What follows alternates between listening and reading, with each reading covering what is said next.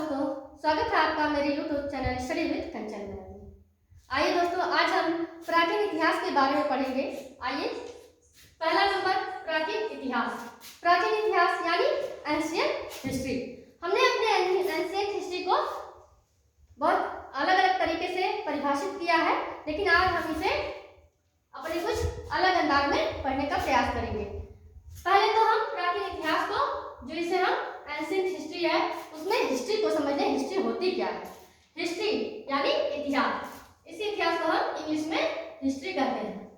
दोस्तों, यह हिस्ट्री बीते हुए समय और उस समय के लोगों को समझने और जानने का जो साधन होता है, उसे हम क्या कहते हैं? इतिहास। जो बीते हुए समय, जो हमारा समय बीत गया है, हमारे जो पूर्वज, पहले अकबर, हुमायूं, बाबर, इन सभी के बारे में आपने पढ़ा है, इसे ही हम हिस्ट्री के अंदर लाते हैं। तो हमारा बीता हुआ समय था, तो बीते हुए समय के बारे में समझना और उस समय के लोगों के बारे में जानने की जानकारी के लिए जो साधन उपलब्ध है, उसे ही हम हिस्ट्री कहते हैं, इतिहास कहते हैं। अब हमारे इतिहासकारों ने, हमारे कौन किसने? इतिहासकारों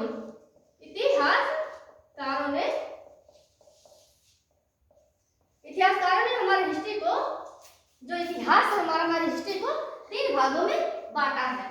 तीन भागों में बांटा है दोस्तों। तो पहला नंबर हमारा आता है पूर्व ऐतिहासिक काल। पूर्व ऐतिहासिक काल। पूर्व ऐतिहासिक काल मीन्स प्री हिस्टोरिक पीरियड। जो हमारे प्री हिस्टोरिक पीरियड है, उसे हम पूर्व ऐतिहासिक काल कहते हैं।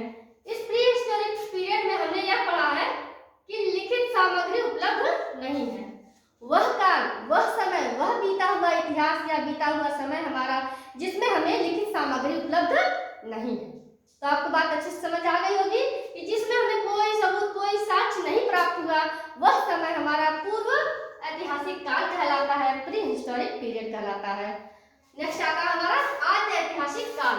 आद्य ऐतिहासिक काल को हम इंग्लिश में प्रोटो हिस्टोरिक पीरियड कहते हैं। प्रोटो हिस्टोरिक पीरियड में हमें जो लिखित सामग्री प्राप्त है, लिखित सामग्री तो प्राप्त है, मीन्स कुछ साक्ष्य, उसके अवशेष हमें प्राप्त हुए, लेकिन उसे हम किस भाषा में लिखा, उसे हम पढ़ नहीं सकते।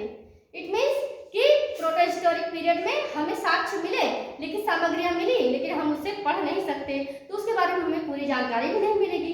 तो उस समय को हम कहते हैं प्रोटो हिस्टोरिक पीरियड। तीसरा आता है हमारा ऐतिहासिक काल, जिसे हम हिस्टोरिकल या हिस्टोरिक पीरियड भी कहते हैं। तो हिस्टोरिक पीरियड जो है हमारा ऐतिहासिक काल है, उसमें हमें लिखित सामग्री भी प्राप्त है और उससे हमें जानकारी भी मिलती है और उसे हम पढ़ भी सकते हैं। कहने का मतलब हमारा है कि जो हिस्टोरिक पीरियड है, जो ऐतिहासिक काल हमारा है, उसमें हमें लिखित सामग्री के साथ साथ उसे हम पढ़ भी सकते हैं और उसे समझ भी सकते हैं, जानकारी प्राप्त कर सकते हैं। तो उस काल को हम क्या कहेंगे? हिस्टोरिक पीरियड या ऐतिहासिक काल। तो दोस्तों, हमने तीन जो भागों में जो इतिहास को भागा, उसको तीन भागों में बांटा गया है, हमारे इतिहासकारों ने बांटा, उसके बारे में हमने पढ़ा। अगला टॉपिक हमारा आता है पुरातत्व। दोस्तों, आप सभी लोग पुरातत्व से अच्छी भली भांति परिचित हैं। पुरातत्व का मतलब है कि प्राचीन काल में मानव द्वारा प्रयोग में लाई गई वस्तुओं, निर्मित मंदिरों तथा इमारतों के अवशेषों का अध्ययन ही क्या कहलाता है? पुरातत्व। पुरातत्व का मतलब है जो पुराने समय में हमारे जो पूर्वज रहे हैं, जिन मंदिरों को और जिन इमारतों का प्रयोग उन्होंने किया, जो अपनी बनाई हुई, जैसे मिट्टी के बर्तन लोग बनाते थे, जो चांदी और सोने के बर्तन रखते थे, उसमें लोग खाते पीते थे, उनके जो अवशेष प्राप्त हमें हुए हैं, तो टूटे फूटे जो अवशेष, जो टुकड़े प्राप्त हुए, उसका हम लोग अध्ययन करते हैं और अंदाजा लगाते हैं कि पहले के लोग हमारे क्या करते थे? सोने चांदी के बर्तन में खाते थे या मिट्टी के बर्तन में खाते थे। तो इस तरह की जब जानकारी हमें कुछ छोटे टुकड़े मिलते हैं, उनसे प्राप्त होती है, उसे हम कहते हैं पुरातत्व। मीन्स प्राचीन वस्तुओं से हम पुराने समय का अंदाजा और अध्ययन कर सके। और इसी पुरातत्व को हम इंग्लिश में क्या कहते हैं? आर्कियोलॉजी। आर्कियोलॉजी मीन्स पुरातत्व।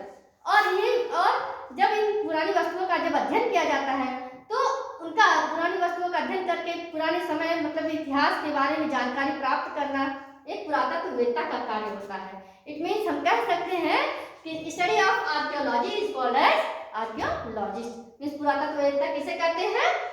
पुरातत्व का अध्ययन करने वालों का, आर्कियोलॉजी का जो स्टडी करते हैं, पुरातत्व का जो अध्ययन करते हैं, उन्हें हम आर्कियोलॉजिस्ट कहते हैं। कुछ हम पुरातत्व जो वस्तुएं हैं उसके बारे में हम आपको बता दें। जैसे पहले ताड़पत्र, भोजपत्र, ताम्रपत्र, स्तंभलेख और शिलालेख का इस्तेमाल किया जाता था। हम आपको एक एक करके बताते हैं कि ताड़पत्र किसे कहते थे। ताड़ के पेड़ के चौड़े पत्ते, जो ताड़ आप लोग कहीं ताड़ इसके रस कुछ जूस भी लोग निकाल कर इस्तेमाल करते हैं। ताड़ के जो चौड़े पत्ते होते थे उन्हें हम ताड़पत्र कहते थे। एक भोजपत्र, भुज नामक पेड़ की छाल, एक पेड़ होता था जिसका नाम था भुज, उसकी जो छाल होती थी उस पर लोग कुछ लिखते थे, उसे हम कहते हैं भोजपत्र। भोजपत्रों का इस्तेमाल पहले के समय में लिखने के लिए किया जाता था। अगला आता है ताम्रपत्र। तांबे के जो पतले और चपटे टुकड़े होते हैं उनका भी समय पुरातत्व के लिए किया जाता था, उसे हम ताम्रपत्र कहते हैं। ठीक इसी तरह से स्तंभलेख, जब पत्थर के खंभों पर लिखे लेख पर, जब पत्थर के खंभों पर कुछ लेख लिखा जाता था उसे हम स्तंभलेख कहते हैं। ठीक इसी तरह से पत्थर की चट्टानों पर लिखे लेख, पत्थर की चट्टानों पर जो लेख लिखे जाते थे पहले हमारे इतिहास में उसे हम शिलालेख कहते थे। तो हमारे प्राचीन इतिहास में कुछ ऐसी पुरातत्व वस्तुएं थी जिनका इस्तेमाल हम लिखने पढ़ने के लिए करते थे। उसमें हमने आपको बताया भोजपत्र, ताम्रपत्र, शिलालेख, स्तंभलेख और ताड़पत्र। दोस्तों आज के हमारे वीडियो में बस इतना ही, मिलेंगे अगले अपने वीडियो में।